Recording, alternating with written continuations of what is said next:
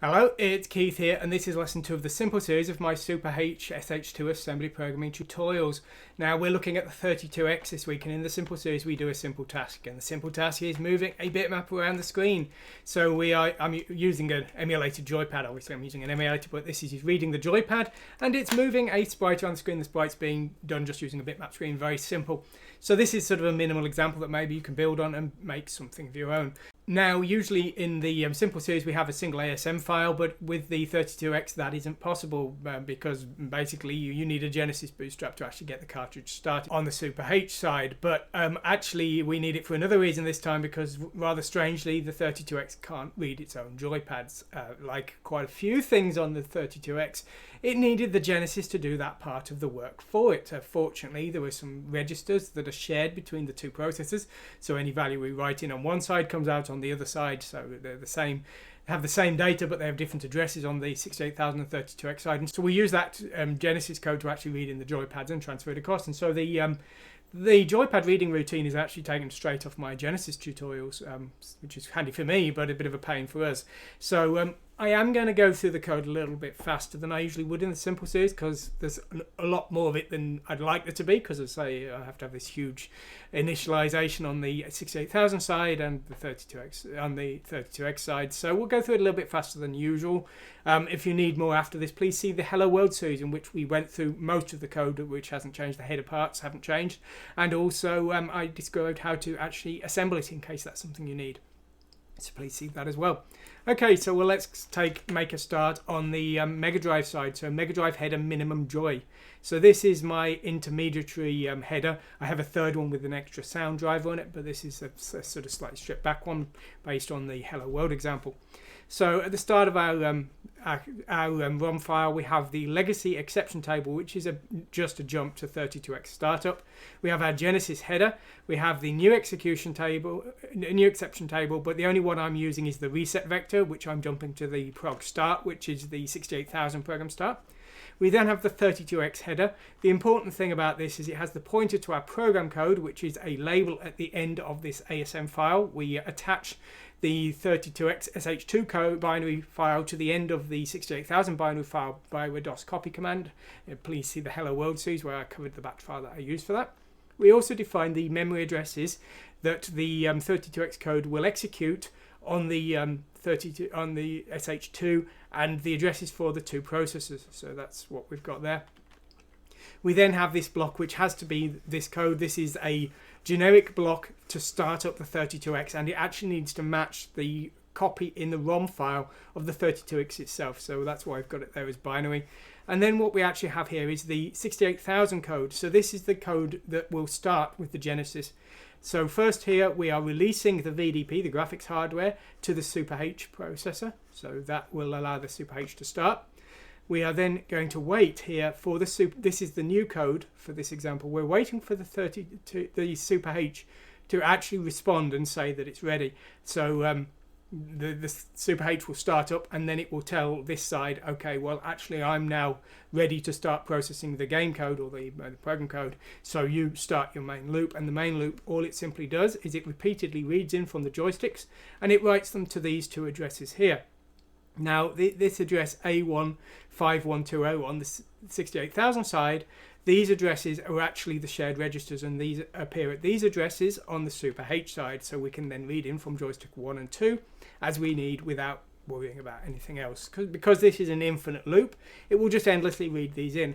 Now if you read them in too fast, they did start to glitch out, so I've got a simple delay here, but then we just can repeat again, reading in over and over again.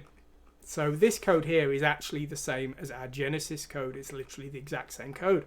So what we have to do is we have to use different ports depending on which of the joysticks we want to read. So this is the player 1's joystick port. This is the player 2's joystick port. But we do need to set the direction bits of the ports before we actually use them. And so what we need to do is we need to specify the direction of each bit as being in or out. And we write a 0 for in and a 1 for out. And so we're specifying just a single bit to out and the rest are in here. The reason we only need a single bit is we actually send a weird combination of 1s and 0s to that bit to read in the various directions from the hardware. And I think the reason that it's weird like this is that this is Master System compatibility. We got a 32X on a Genesis, and the Genesis is actually backwards compatible with the Master System. That power module, I forget what it was called, power controller or something, that you plug Master System games into. There was very little actually inside it. It was a little more than a reset button, I think. Most of the actual work was being done by the Genesis because its VDP is actually backwards compatible. So and its Z80 sound processor actually works as a Master System processor as well. So I think that's why we have this weird sequence. But basically this is the sequence that we use. So we set that single bit here, that O bit there. So we set it to 1 here, and then we read in, and when we read in, we'll get up, down, left, right, and B and C here. That's the first ones we get. And then if we set it to 0 and read in again, we will then get the down, up again, which we don't actually need, and then we will get A and the start button here, which are the new buttons there. And then what we can do here is we can do a sequence of 1, 0 and 1 again, and then we can get the mode button N, X, Y and Z if they actually exist here, depending on the hardware there. So that's the sequence of bits, and all of those bits are basically sent through that single 1-bit port, and that allows us to read in the various directions. And in all of these cases we're reading in from A0 here, and A0 we're defining as being A10003 for player 1 and A10005 for player 2 there. So this same code does both. Now in my tutorials I always use a very standardized format for my directions in the bytes, or the words as it is. So the bit 0 is up, and then it goes up, down, left, right, and then the fires in ascending precedence. So if you've only got 1 fire, it would be the 4th bit, and if we had 2 it would be 4th and 5th, and if we got 100 then it would be the next 100 bits. So it's just so that I can port my code conveniently to lots of different systems. At the end of the 68,000 routines though, we have this label My 32X program, which you may remember, it was mentioned in the header here, and this is the address where the actual binary data of the Super H code will actually end up. And as I say, there's 2 assemblers being used, just assembled 2 parts, and then I use a DOS or command line copy command to merge the 2 binary files together. And so see the simple series if you need more help on that kind of thing. The hello world example. So that is that side of, that's the 68,000 side that's reading in the joystick. Now let's take a look at the Super H side. Okay, so here is the start of our Super H code. Now this address we defined as being CPU2's code, and CPU2 we don't actually want. We just lock it up into an infinite loop here, so keep it busy so it can't cause any trouble. On the other side, on the CPU1 though, this is the one that's actually going to do the work for us. So what we're doing here is we are basically specifying the address of the so-called interrupt mask. Now the top bit of this is basically going to define to us whether the VDP is available to us. So we're going to wait for that to become a 1, and when it does, that means that the first part of our code on the 68,000 side has executed. This release VDP has just executed. What we're then going to do is we're going to turn on the screen. So what we're doing here is we are basically writing this value 1 here to this register here, and this is specifying us to be in a 256 color mode. Now this uses a palletized color palette. So what we're then going to do is we're using this address here. This is the color information. Each of these uses 2 bytes, and we're defining 4 colors here. So we're transferring them from the palette to the color RAM here, and that sets up the colors we need. Let's take a look at that palette right now. Here it is. So here's our colors. Each one uses 5 bits per channel, so it's pretty straightforward to define the colors. There's 16 defined here, but I'm actually only using 4 of them. While we're down here, let's take a look at the other data we've got here. So I've defined a few bytes of RAM here. This cartridge is actually copied to RAM and executed from RAM, so this will be writable in the end. And so a couple of these bytes here, no, actually 32-bit longs here, we've defined as being the player's X and Y position here. And we've loaded a bitmap file here as a binary. This is a 256 color binary file in normal linear format. It's actually the exact same one as I used for my DOS VGA example. So very simple format, very convenient for me. So that's what we've got there. So what we are doing here is defining the palette. But before we can use the palette and use the screen, what we actually need to do is we need to set up the screen. Now we have a buffer in memory, but we actually need to flip that with the visible screen buffer in VRAM. We can't write to the VRAM directly on the 32X, so we have this page flip routine to do that. Now the screen is actually defined by a very simple line table. Our screen is actually very straightforward, 320 pixels wide, each pixel is 1 byte, so 320 bytes wide, and the lines are in consecutive order, but the line parameter table allows you to do weird things like have weird memory alignments, or maybe have the same line on multiple visible screen lines, same byte line on multiple screen lines and things like that, but we don't actually want that. So what we're doing is we're defining the simplest possible line table. This is the base of the video memory from the Super H. It's not actually the shown video memory, but this is our VRAM from the Super H side. And so what we're going to do is we're going to define the line table in this.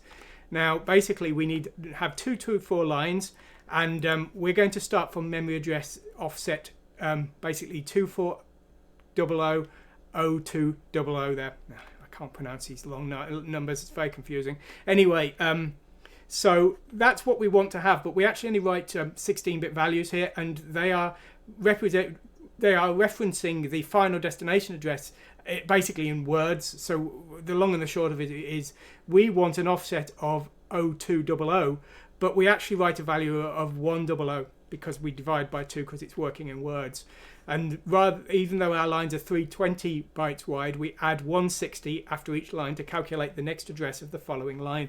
And so basically all we do is we write these memory addresses consecutively to this address here until we've done all 224 of our lines. That's what we do there.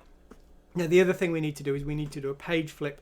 Now we do that with the VDP state register here, but what we actually do is we flip the bottom bit of that register, but then we need to read back that value and check if it has actually changed or not, because it will only change during VBlank, and so we need to wait for that to actually occur so that we know that our screen has actually been shown.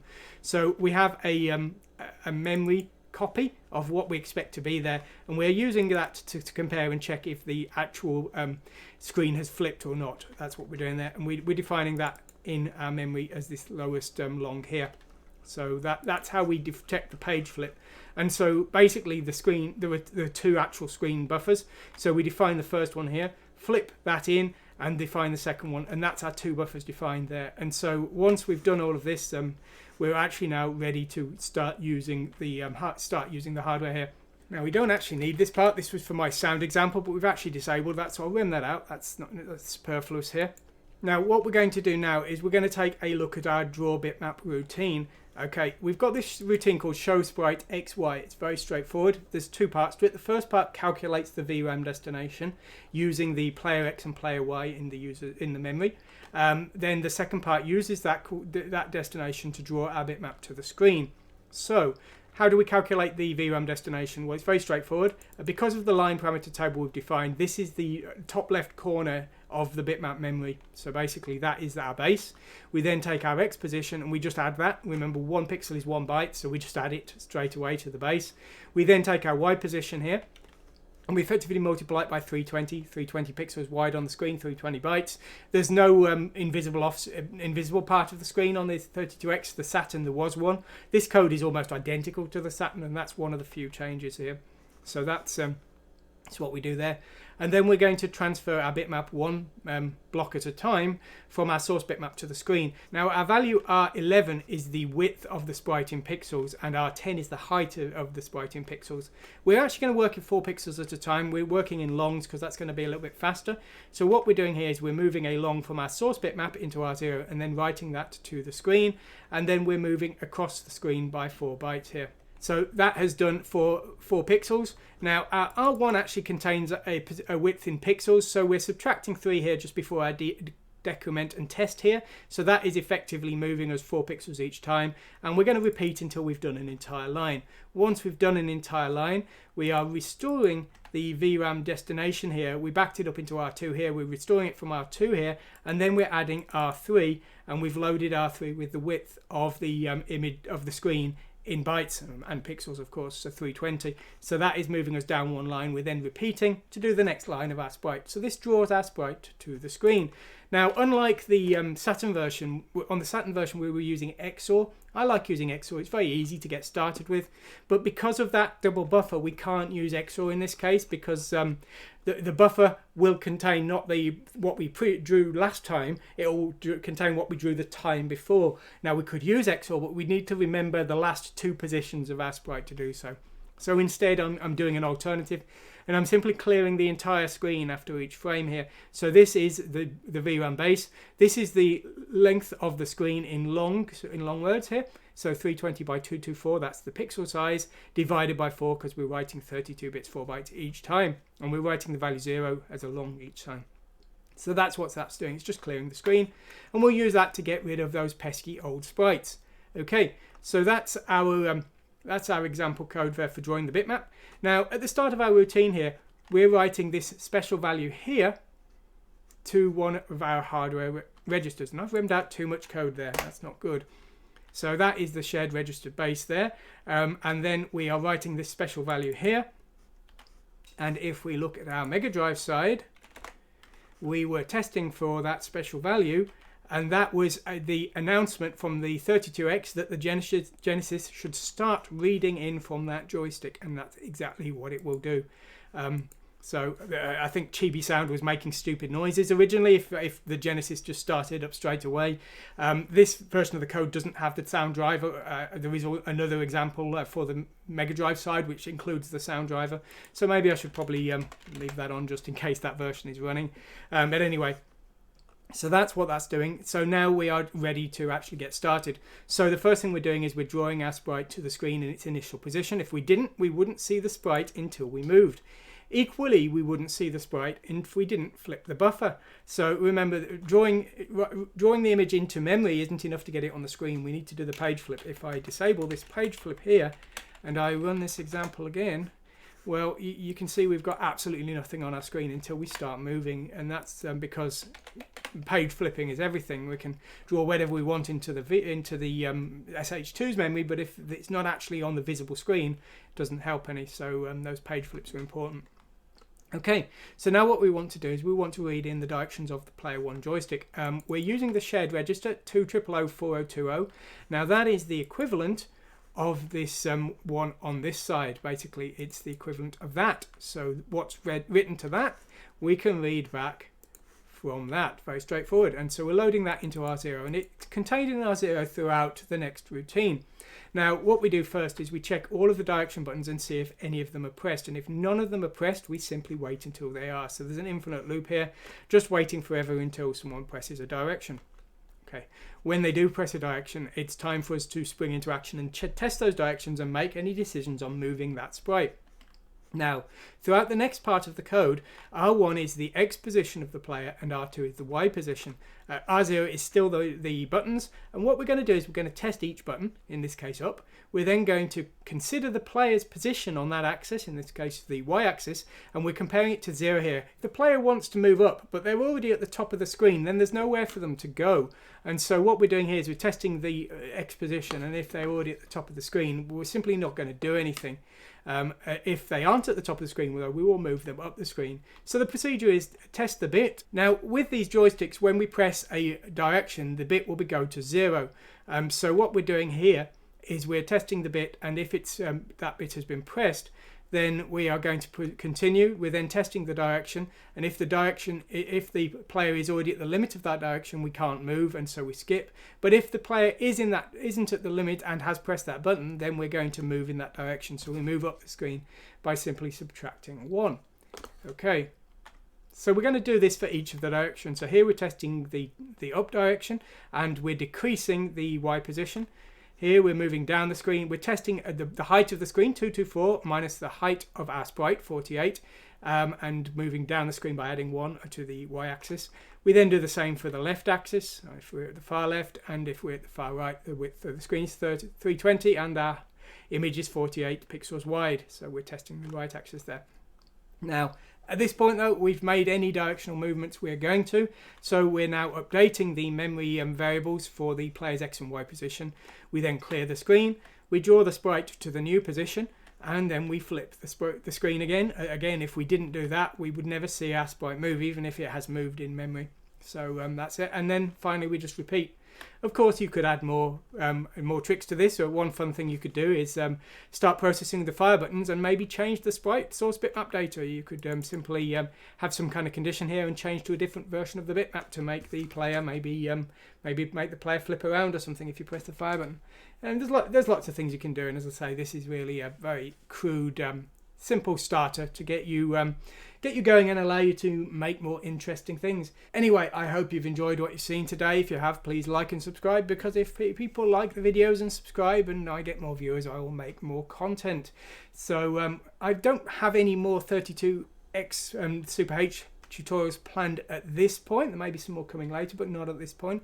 But of course, I do have a lot of other tutorials on a lot of other systems. As I've said before, the 32X it has a Genesis attached to it, and so at the very least, you probably want to take a look at my Genesis tutorials on my 68000 tutorials. Anyway, I hope you've enjoyed what you've seen today. Thanks for watching, and goodbye.